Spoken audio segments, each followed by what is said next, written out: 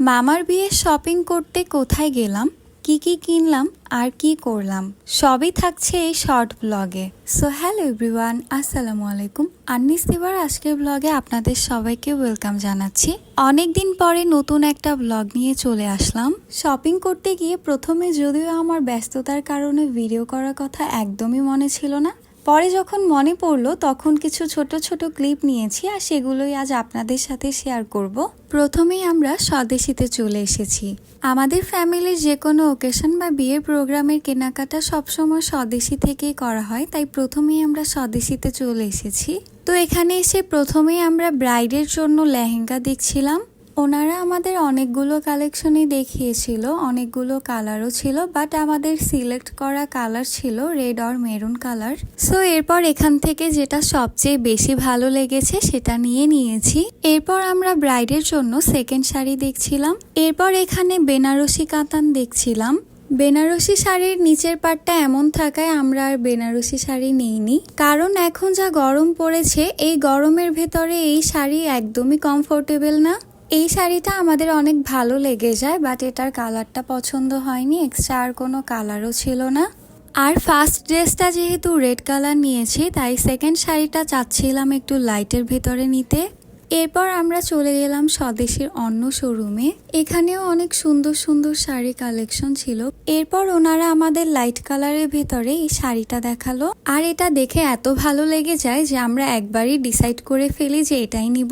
শাড়িটা অসম্ভব রকম সুন্দর ছিল আর এটার কালারটা তো জাস্ট ওয়াও। প্রথম দেখাতে এটা যে কারো চয়েস হয়ে যাবে। আর এটা হচ্ছে শাড়ির ব্লাউজ পিস।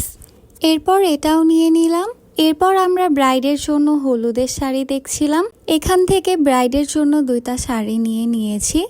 এরপর আমরা ব্রাইডের জন্য আরেকটা কাপড় দেখছিলাম, এখান থেকেও একটা নিয়ে নিয়েছি। এরপর আমরা ব্রাইডের ফ্যামিলির মুরব্বীদের জন্য কাপড় দেখছিলাম, আর এখান থেকে যেটা ভালো লেগেছে সেটাও নিয়ে নিয়েছি। রাত বাজে তখন 11টা, অনেক রাত হয়েছিল, তাই আমরা আজকের মতো বাসায় চলে যাচ্ছি। এর পরের দিন সকালবেলা আবার রেডি হয়ে বাসা থেকে বের হয়ে পড়লাম। তো আজকে আমরা প্রথমেই স্বদেশীর 3 পিসের শোরুমে এসেছি। এখানে এসে আমরা 3 পিস কালেকশন দেখছিলাম। প্রথমে আমরা ব্রাইডের জন্য একটা গর্জিয়াস ড্রেস দেখছিলাম। এরপর এখানে রাফ ইউজের ড্রেস দেখছিলাম। এরপর এখান থেকে যেগুলো সবচেয়ে বেশি ভালো লেগেছে সেগুলো নিয়ে নিলাম। এরপর এখানে ব্রাইডের জন্য টাওয়াল দেখছিলাম। এরপর একটা টাওয়ালও নিয়ে নিয়েছি। এই তো স্বদেশী থেকে সব কেনাকাটা ডান। বিল পেড করে চন্দ্রবিন্দুতে চলে আসলাম। এখানে এসে ব্রাইডের বোনদের জন্য ড্রেস দেখছিলাম, আর সেগুলো ভালো লেগেছে সেগুলো নিয়ে নিয়েছি।